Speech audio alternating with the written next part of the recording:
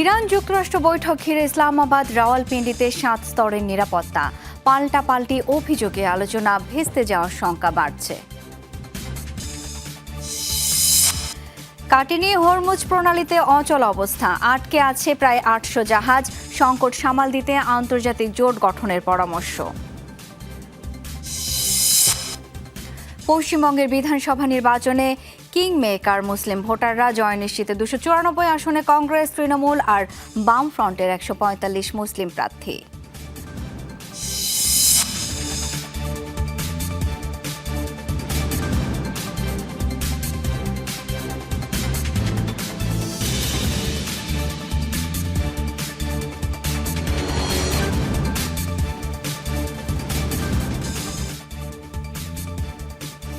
দর্শক, শিরোনামগুলো দেখছিলেন। আন্তর্জাতিক সব শীর্ষ খবর নিয়ে আপনাদের সাথে আছি আমি শাওন দত্ত। যুক্তরাষ্ট্র ইরানের মধ্যে অনুষ্ঠিত হতে যাওয়া বৈঠককে ঘিরে প্রস্তুত পাকিস্তানের দুই শহর ইসলামাবাদ, রাওয়ালপিন্ডি। এরই মধ্যে ইসলামাবাদ পৌঁছেছে মার্কিন নিরাপত্তা দল। বৈঠকের ভেন্যু সেরেনা হোটেল এবং এর আশপাশের কয়েক কিলোমিটার এলাকায় নেওয়া হয়েছে ৭ স্তরের নিরাপত্তা ব্যবস্থা। মোতায়েন করা হয়েছে সেনাবাহিনী ও স্পেশাল ফোর্স এসএসজি। পাকিস্তানের পক্ষ থেকে মধ্যস্থতায় নেতৃত্ব দেবেন প্রধানমন্ত্রী শেহবাজ শরীফ ও ফিল্ড মার্শাল আসিম মুনির। যুক্তরাষ্ট্র ইরানের মধ্যে সম্ভাব্য শান্তি আলোচনা ঘিরে পাকিস্তানের রাজধানী ইসলামাবাদ এবং ঐতিহাসিক শহর রাওয়ালপিন্ডি যেন পরিণত হয়েছে নিরাপত্তা দুর্গে। ইতিহাসের অন্যতম গুরুত্বপূর্ণ শান্তি আলোচনার আয়োজনের জন্য প্রস্তুত দেশটি। প্রধানমন্ত্রী শেহবাজ শরীফের আমন্ত্রণে শুরু হচ্ছে যুক্তরাষ্ট্র ইসরায়েল আলোচনা। হোয়াইট হাউস জানিয়েছে স্থানীয় সময় শনিবার সকালে শুরু হবে প্রথম দফার বৈঠক। আলোচনা চলতে পারে ১৫ দিন পর্যন্ত। ফলে প্রতিনিধি দলের সদস্যরা দীর্ঘ সময় ইসলামাবাদে অবস্থান করতে পারেন।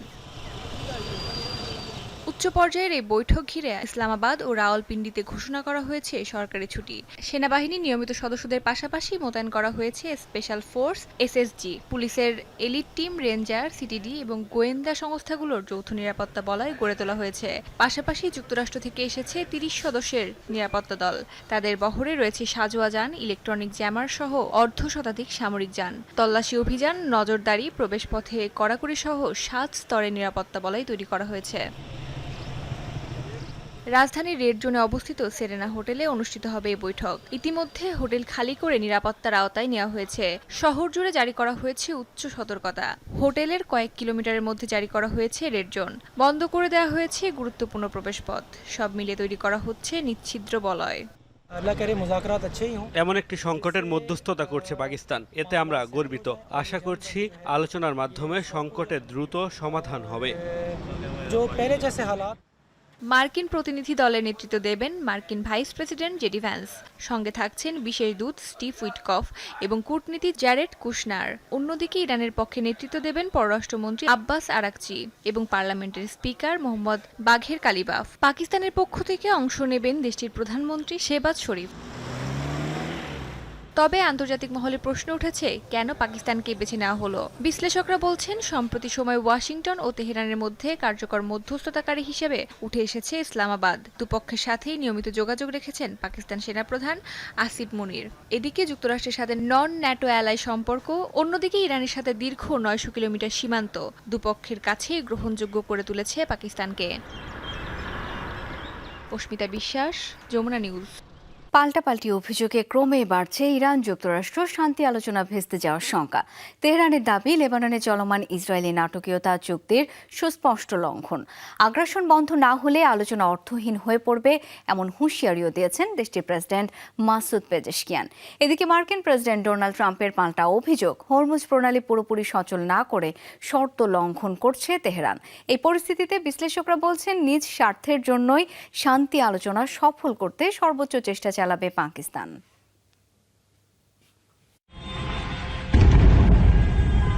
প্রধানমন্ত্রী বেনিয়ামিন নেতানিয়াহু শান্তি আলোচনার ঘোষণা দিলেও লেবাননে অব্যাহত ইসরায়েলি আগ্রাসন। তাদের এই হামলাকে যুক্তরাষ্ট্রের সাথে হওয়া ২ সপ্তাহের যুদ্ধবিরতি চুক্তির লঙ্ঘন হিসেবে দেখছে ইরান।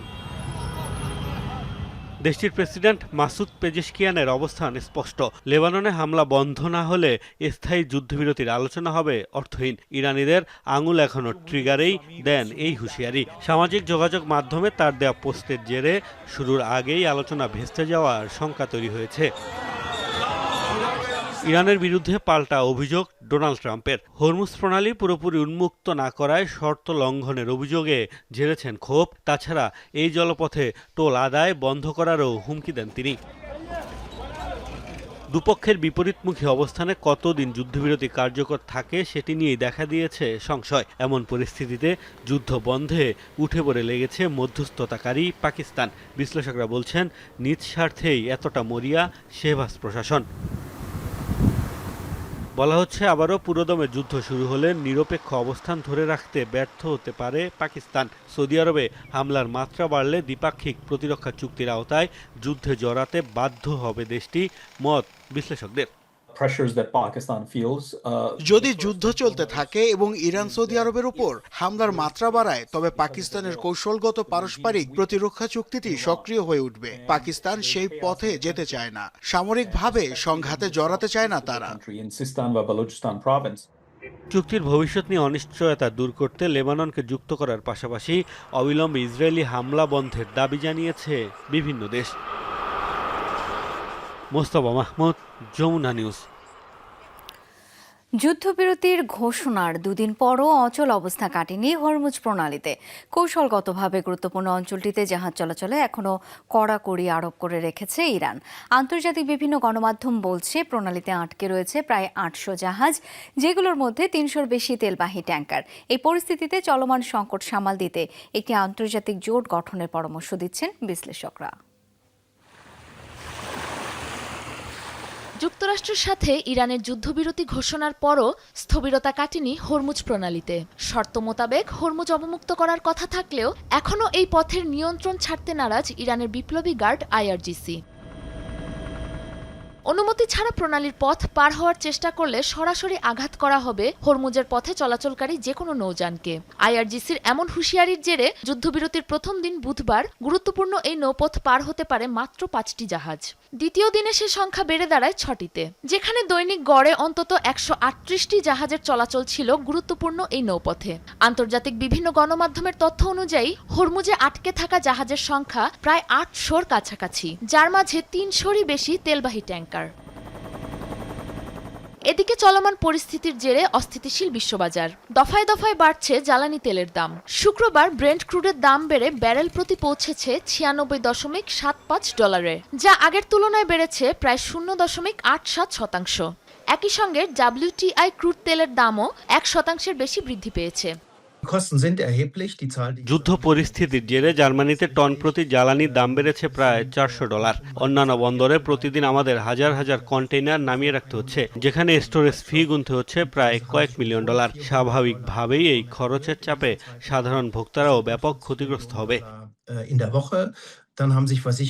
এমন অবস্থায় হরমুজের নিরাপত্তা নিশ্চিতের পাশাপাশি চলমান সংকট সামাল দিতে একটি আন্তর্জাতিক জোট গঠনের পরামর্শ দিচ্ছেন বিশ্লেষকরা।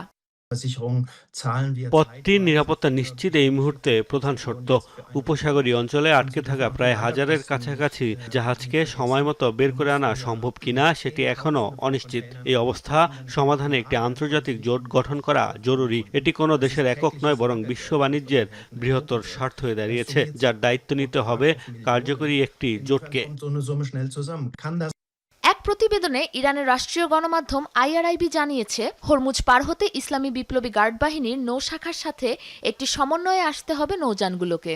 যেতে হবে IRGC নেভি নির্ধারিত রুটগুলো ব্যবহার করে।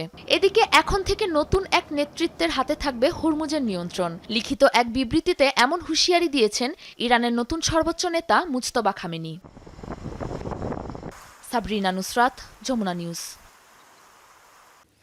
লেবাননে অব্যাহত ইসরায়েলি বাহিনীর নারকীয়তা। বৃহস্পতিবারও দেশটির দক্ষিণাঞ্চলে ব্যাপক হামলা চালিয়েছে নেতানিয়াহু প্রশাসন। দাবি, এসব হামলার লক্ষ্য ছিল হিজবুল্লাহর অবস্থান। বৃহস্পতিবার আরও কমপক্ষে 24 জন নিহত হন। লেবাননের স্বাস্থ্য মন্ত্রণালয় জানিয়েছে, দেশটিতে গত দুদিনের হামলায় 300 ছাড়িয়েছে প্রাণহানি, আহত 2500-এর উপরে। ইসরায়েলি ভূখণ্ড লক্ষ্য করে পাল্টা রকেট ছুড়েছে হিজবুল্লাহ।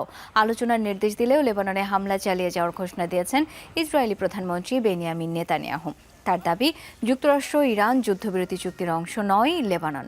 বুধবার যুদ্ধবিরতি ঘোষণার পরপরই দেশটিতে ভয়াবহ তাণ্ডব চালায় আইডিএফ। এবার লেবাননের সঙ্গে সরাসরি শান্তি আলোচনার সিদ্ধান্ত নিয়েছে ইসরায়েল। এরই মধ্যে দ্রুত এই প্রক্রিয়া শুরুর নির্দেশ দিয়েছেন দেশটির প্রধানমন্ত্রী বেনিয়ামিন নেতানিয়াহু। দেশটিতে সম্প্রতি সবচেয়ে ভয়াবহ হামলা চালানোর পরদিন এই নির্দেশনা দেন তিনি। জানান, লেবানন সরকার আলোচনার জন্য অনুরোধ জানিয়েছে। বৈঠকে হিজবুল্লাহকে নিরস্ত্রীকরণের বিষয়টি গুরুত্ব দেওয়া হবে। ইরান যুক্তরাষ্ট্র যুদ্ধবিরতির পরও লেবাননে হামলা চালিয়ে যাচ্ছিল ইসরায়েল। মার্কিন গণমাধ্যমের খবর, ওয়াশিংটনের চাপেই এখন আলোচনায় বসতে বাধ্য হচ্ছে তেল আবিব। লেবানন সরকারের বারবার অনুরোধের প্রেক্ষিতে আমি মন্ত্রিসভাকে দুটি লক্ষ্য অর্জনের উদ্দেশ্যে আলোচনা শুরুর নির্দেশ দিয়েছি। 1, হিজবুল্লাহকে নিরস্ত্রীকরণ। 2, ইসরায়েল ও লেবাননের মধ্যে একটি ঐতিহাসিক ও টেকসই শান্তি চুক্তি। দখলকৃত পশ্চিম তীরে আরও 34টি নতুন বসতি স্থাপনের অনুমোদন দিয়েছে ইসরায়েল। গত মার্চে অনুষ্ঠিত মন্ত্রিসভার এক বৈঠকে এই সিদ্ধান্ত নেওয়া হয়। যদিও এই বিষয়ে এখনও আনুষ্ঠানিক কোনো ঘোষণা দেননি প্রধানমন্ত্রী বেনিয়ামিন নেতানিয়াহু। ইসরায়েলের শীর্ষস্থানীয় গণমাধ্যমের বরাত দিয়ে প্রকাশ পেয়েছে এই তথ্য। জানা যায়, ইসরায়েল নিয়ন্ত্রিত উত্তর পশ্চিমের এরিয়া সিতে নতুন বসতিগুলো স্থাপনের পরিকল্পনা করা হয়েছে, যা ফিলিস্তিনি জনবসতির মধ্যেই বানানো হবে।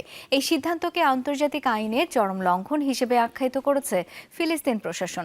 দায়িত্ব গ্রহণের পর এ পর্যন্ত পশ্চিম তীরে 103টি ইহুদি বসতি স্থাপনের অনুমতি দিয়েছেন ইসরায়েলি প্রশাসন।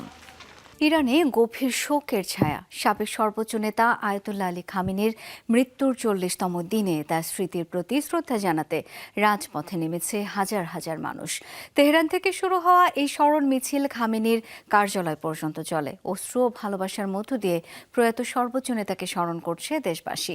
পাশাপাশি যুক্তরাষ্ট্র ইসরায়েলের চরম শাস্তিরও দাবি জানায় খামেনিপন্থীরা। কালো পোশাকে তেহরানের রাস্তায় জড়ো হয়েছে হাজার হাজার মানুষ। ধীরে ধীরে সামনের দিকে এগোচ্ছে মিছিলকারীরা, চোখে অশ্রু, হাতে শোকের ব্যানার। ইরানের সাবেক সর্বোচ্চ নেতা আয়াতুল্লাহ আলী খামেনির মৃত্যুর 40তম দিনে শোক পালনে আবারও রাজপথে নেমেছে সাধারণ নাগরিকরা। প্রয়াত নেতার স্মরণে কান্নায় ভেঙে পড়েন অনুসারীরা। খামেনিকে হত্যা করে আমেরিকা সফল হয়নি। আলী চলে গেছেন, মুস্তাবা এসেছেন। আল্লাহ তার পথকে অক্ষুণ্ণ রাখুন এবং আমরা এই পথে আমাদের জীবন উৎসর্গ করে যাব। আমাদের সর্বোচ্চ নেতার মৃত্যুর 40তম দিনে আমি আমার স্বামীর সাথে এখানে এসেছি, এটা বলতে যে আমেরিকা কিছুই করতে পারবে না। তারা আমাদের প্রিয় নেতাকে সরিয়ে দিলেও পুরো জাতি আমাদের নতুন নেতার পাশে দাঁড়াবে। রাজধানীর জামহুরি ইসলামী স্কয়ার থেকে তেহরানের কেন্দ্রস্থলে অবস্থিত খামেনির কার্যালয়ের সামনে পর্যন্ত মিছিল চলে। ইরানের রাষ্ট্রীয় টেলিভিশন অন্যান্য শহরেরও অনুরূপ স্মরণানুষ্ঠান সম্প্রচার করেছে। শোকের পাশাপাশি মিছিলকারীরা সাম্প্রতিক যুদ্ধবিরতি এবং ইসরায়েলের লেবাননে হামলার প্রতিবাদও করেছে। আমরা ইসলামী জাতিগুলো এই মুহূর্তে একজোট হয়ে দাঁড়িয়েছি। ইরান, লেবানন, ইরাক, ইয়েমেন, আমাদের মধ্যে কোনো পার্থক্য নেই। ইসলামী জাতির যদি জয় হয়, আমরা সবাই একসাথে জিতব। আর এমনটা নয় যে ইরানের যুদ্ধবিরতি চলাকালীন লেবাননে যুদ্ধ হতে পারে। আমরা এই শোক সভায় অংশ নিতে এসেছি শুধু এই কথাটি বলার জন্যই। আমাদের কর্মকর্তাদের জানা উচিত যে আমরা কোনো যুদ্ধবিরতি বা আলোচনায় একেবারেই রাজি নই। ইসরায়েলের ধ্বংস এবং এই অঞ্চল থেকে যুক্তরাষ্ট্রের বহিষ্কার না হওয়া পর্যন্ত আমাদের হামলা চালিয়ে যেতে হবে। 28 ফেব্রুয়ারি যৌথ বাহিনীর সামরিক অভিযানের সময় মৃত্যুবরণ করেন আয়াতুল্লাহ আলী খামেনি। তবে যুদ্ধ ও অনিশ্চয়তার মাঝে এখনও দাফন করা হয়নি তার মরদেহ। অস্মিতা বিশ্বাস, যমুনা নিউজ। প্রাচীন পারস্য রাজার ছবি প্রকাশ করে প্রেসিডেন্ট ট্রাম্পের হুমকির পাল্টা জবাব দিয়েছে ইরান। সামাজিক যোগাযোগ মাধ্যম এক্স এই ইস্যুতে ছবি প্রকাশ করে ভারতে অবস্থিত ইরানের দূতাবাস, যাতে খামেনি ও ২৫০০ বছর পুরনো পারস্যের রাজার একটি ছবি পোস্ট করা হয়। রাজার চেহারার সাথে হুবহু মিলে যায় দেশটির প্রয়াত সর্বোচ্চ নেতা আয়াতুল্লাহ আলী খামেনির। পোস্টের ক্যাপশনে লেখা, সভ্যতা কখনো ধ্বংস হয় না। যুক্তরাষ্ট্র ইসরায়েলের নানা হুমকি ধামকির মাঝে মাত্র এক লাইনে বোঝানো হয়েছে, এত পুরনো সভ্যতা সহজে ধ্বংস করা যাবে না। মারা গেছেন ইরানের সাবেক পররাষ্ট্রমন্ত্রী কামাল খারাজি। তথ্যটি নিশ্চিত করেছে ইরানের রাষ্ট্রীয় বার্তা সংস্থা ইরনা। গেল সপ্তাহে মার্কিন ভাইস প্রেসিডেন্ট জেডি ভ্যান্সের সাথে বৈঠকের ঠিক আগে ইসরায়েলের বিমান হামলায় গুরুতর আহত হন তিনি। ঘটনাস্থলেই প্রাণ হারান তার স্ত্রী। আশঙ্কাজনক অবস্থায় এতদিন চিকিৎসাধীন থাকার পর শুক্রবার শেষ নিঃশ্বাস ত্যাগ করেন তিনি। ১৯৯৭ থেকে ২০০৫ সাল পর্যন্ত দীর্ঘ ৮ বছর ইরানের পররাষ্ট্রমন্ত্রীর দায়িত্ব পালন করেন খারাজি। এরপর ইরানের স্ট্র্যাটেজিক কাউন্সিল অন ফরেন রিলেশনসের প্রধানের পদে বহাল ছিলেন তিনি। পশ্চিমবঙ্গের বিধানসভা নির্বাচনে কিং মেকার হতে পারেন মুসলিম ভোটাররা। অনেক আসনে জয় নির্ধারণের মাপকাঠি তারা, তাই মুসলিম সংখ্যাগরিষ্ঠ আসনগুলোর টিকিটও পাচ্ছেন মুসলিম প্রার্থীরা। ২৯৪ আসনের মধ্যে ৭২টিতে সংখ্যালঘু গোষ্ঠীর প্রার্থী দিয়েছে কংগ্রেস। রাজ্যের ক্ষমতাসীন তৃণমূল কংগ্রেসের মুসলিম প্রার্থী ৪৬ জন, আর বামফ্রন্টে এই সংখ্যা ২৭। তবে উল্টো পথে হাঁটছে বিজেপি। পশ্চিমবঙ্গে নির্বাচনে কোনো মুসলিম প্রার্থী দেয়নি দলটি। পশ্চিমবঙ্গ থেকে সহকর্মী সুকান্ত চট্টোপাধ্যায়ের পাঠানো তথ্য ও চিত্রে ডেস্ক রিপোর্ট। পশ্চিমবঙ্গের মোট জনসংখ্যার ২৭% মুসলিম জনগোষ্ঠী। ২০১১ সালে হওয়া সবশেষ আদমশুমারি অনুযায়ী রাজ্যের মুসলিম বাসিন্দা ২,৪৬,০০,০০০। গত ১৫ বছরে যা আরও বেড়েছে। সংখ্যালঘু হলেও বিপুল এই জনগোষ্ঠী রাজ্যের আসন্ন বিধানসভা নির্বাচনে বড় ফ্যাক্টর। তৃণমূল কংগ্রেসের ভোট ব্যাংক হিসেবে পরিচিত মুসলিমদের সমর্থন পেতে তাই উঠে পড়ে লেগেছে বাকি দল। রাজ্যের সবচেয়ে বেশি মুসলিম মুর্শিদাবাদ জেলায়, যেখানে ৪৭ লাখের বেশি বাসিন্দাই মুসলিম, যা জেলার মোট জনসংখ্যার ৬৬%। সবশেষ বিধানসভা নির্বাচনে মুসলিম বিধায়ক নির্বাচিত হয় ৪২ জন, যে তালিকায় মুর্শিদাবাদেরই ১৪ জন এমএলএ। আরেক মুসলিম সংখ্যাগরিষ্ঠ জেলা মালদা, যার ২০ লাখ অর্থাৎ ৫১%-এর বেশি মুসলিম। উত্তর দিনাজপুরে এ হার ৫০%-এর কাছাকাছি।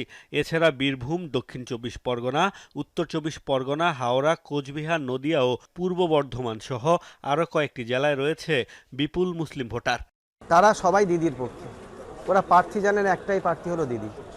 তবে আপনি যখন পীর পরিবারের বললেন, অবশ্যই তারা আমাকে আলাদাভাবে সম্মান দিচ্ছে। সংখ্যালঘুরা বুঝে গেছে যে এই সরকার এবং আগের সরকার তাদেরকে যেভাবে অন্যায় অত্যাচার করেছে, তাদের কোনো উন্নয়ন হয়নি।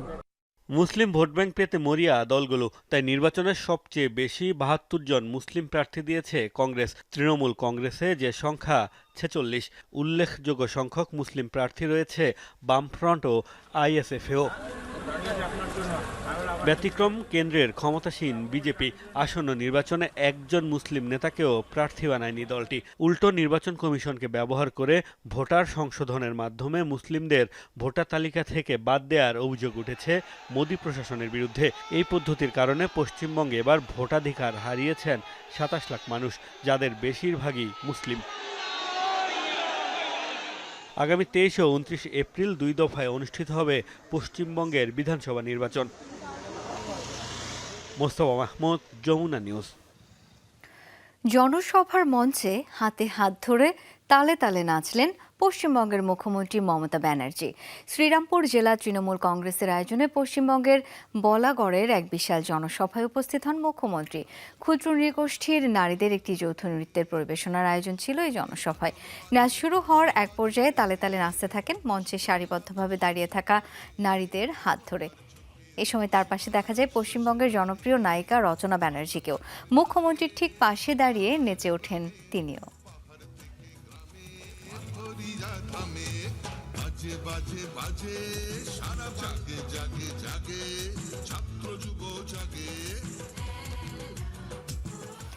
স্টার সানডে উপলক্ষে ইউক্রেনের সাথে 2 দিনের যুদ্ধবিরতি ঘোষণা করল রাশিয়া।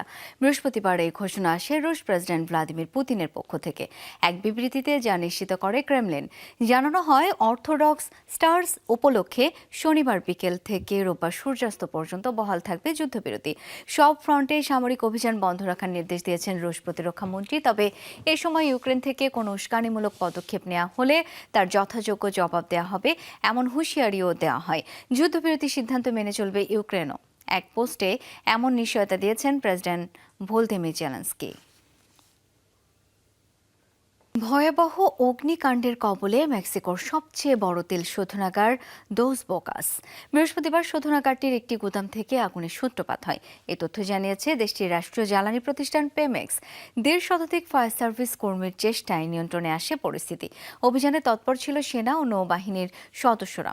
এখনও কোনো হতাহতের খবর পাওয়া যায়নি। অগ্নিকাণ্ডের কারণ এবং ক্ষয়ক্ষতির পরিমাণ অনুসন্ধানে চলছে তদন্ত। 1 মাসেরও কম সময়ে দ্বিতীয়বার অগ্নিকাণ্ডের শিকার হলো তেল শোধনাগারটি। গেল মাসে প্রাণ যায় 5 জনের।